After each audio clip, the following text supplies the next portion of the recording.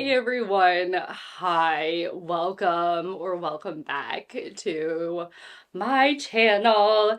Today I am going to be sharing with you the 5 books that I am planning on reading before the end of the year because we're in that mode now. We're barreling towards the end of 2024 and we are about to greet 2025. And so the end of the year, like what I want to accomplish before the end of the year. Actually, that's not really true. No.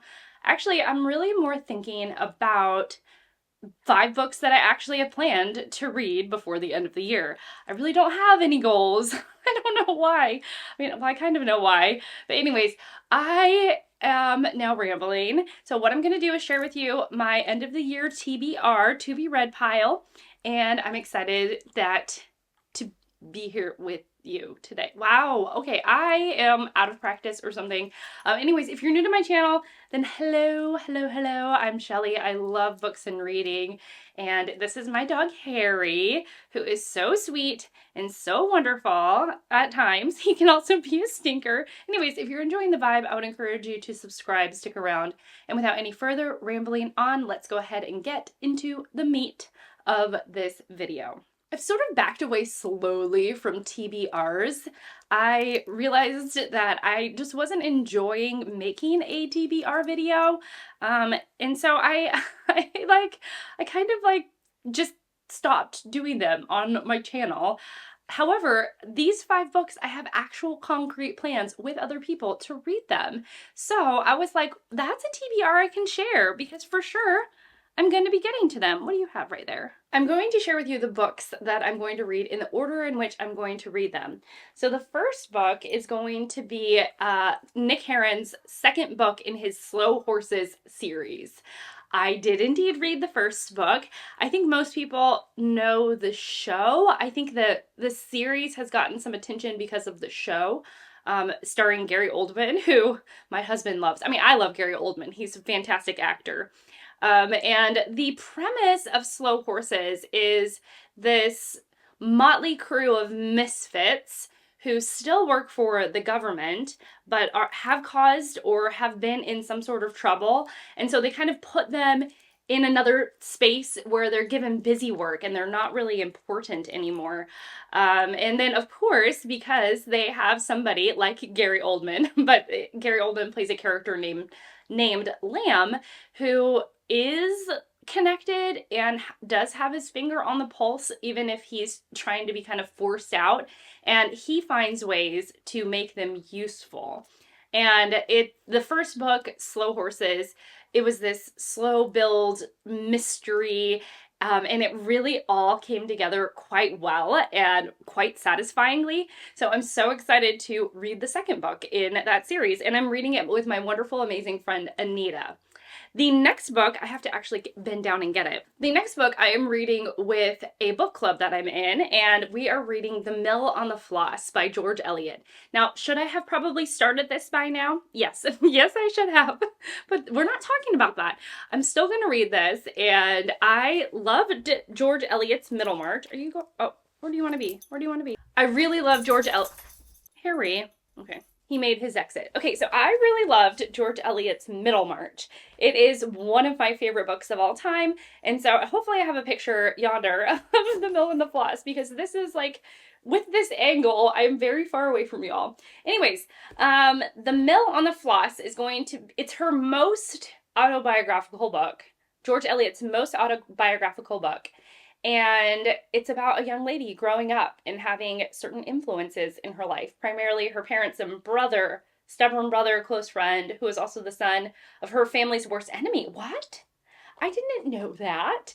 And a charismatic but dangerous suitor. Okay, wow. Okay, I'm sucked in already. I really need to start this. It will get started. It will get started. I will read this. And I'm just thrilled to read another George Eliot because I loved Middlemarch. It was so good. It was so good.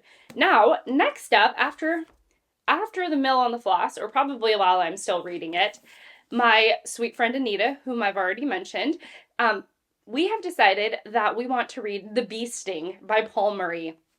I think we're the last 2 people on earth to have picked this book up finally. and I'm just excited for it. Now, The Bee Sting is about a family, an Irish family, and that's about it. Here's what I think.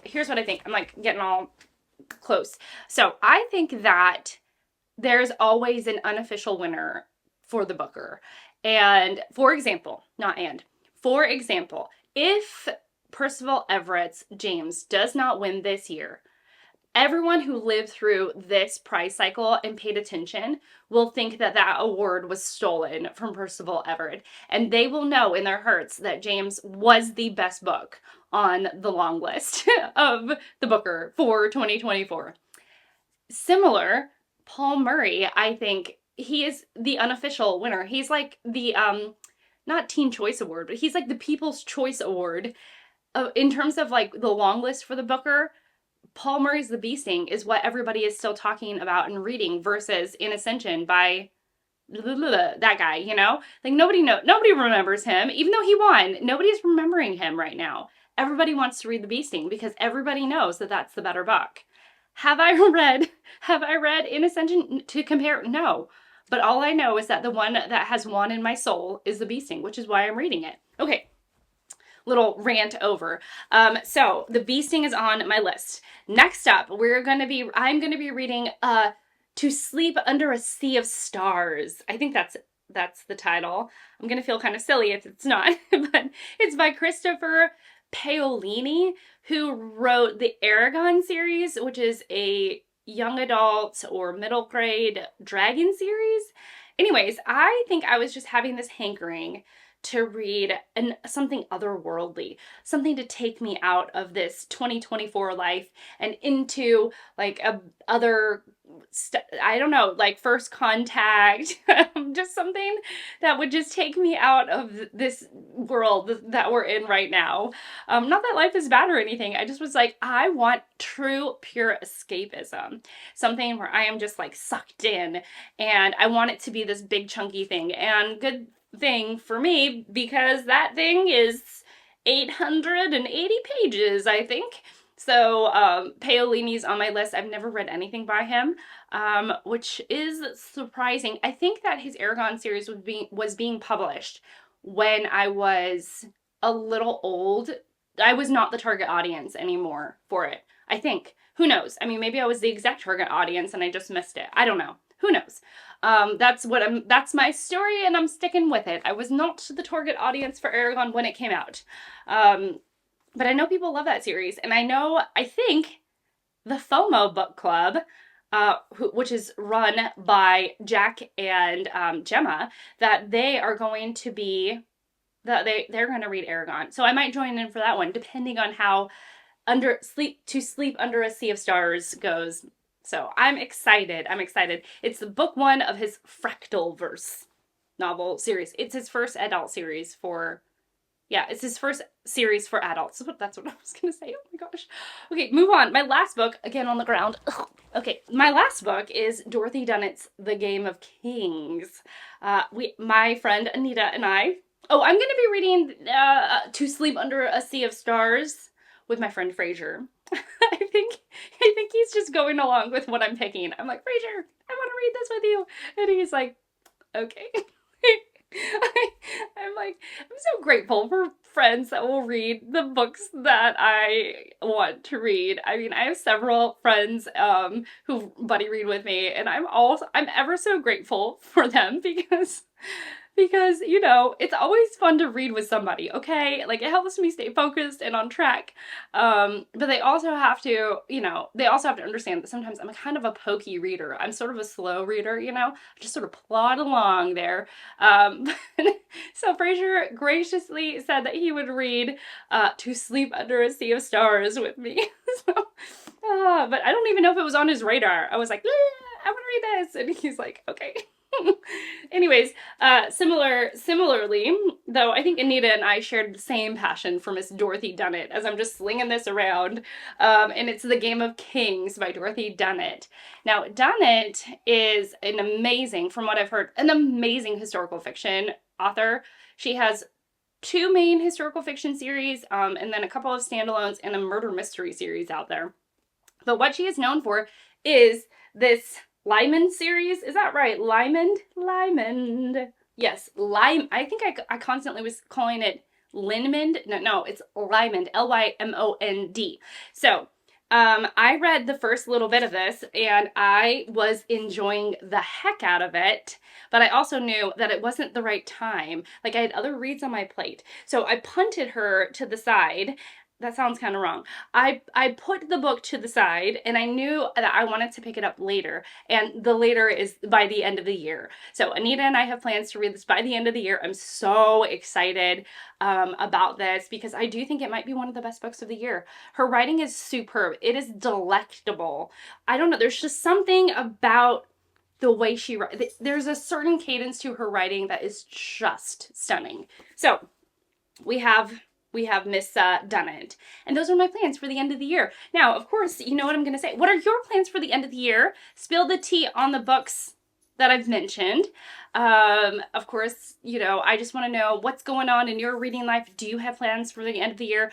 I know I will read more than just these 5, but I was like, I'm going to share the concrete plans that I have made rather than, I felt like my TBR was sort of becoming this like pile of possibilities where I was half committed.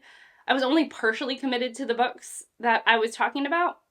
And I didn't really love that. I didn't love that feeling. And then it would also sneak up on me really quickly. I'm like, oh my gosh, it's August 30th. Like I really need to say what my plans are for September. And I felt like I was scrambling and I really didn't have like my reads thought through because I'm not really a planner. Like I don't see that far ahead in my life. With certain things I do, with a lot of things I don't. And so I was like, I don't know what I want to read in like by September 14th, but it's August 30th and I'm talking about what I'm supposed to be reading for the whole month.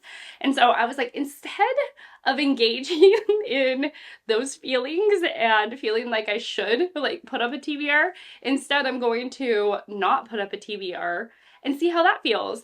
And I didn't miss it. I didn't miss it. There are times where I miss plans videos, so I think this works really well. But for the moment, plans were really not serving me. So anyhow, but I'm glad that I got to share today of concrete, mostly concrete plans that I'm planning on picking up these 5 books. Do you know your next 5 books? I would love to know. And yeah, thanks so much for hanging out. I really appreciate it. And I'll see you all in my next one. Bye.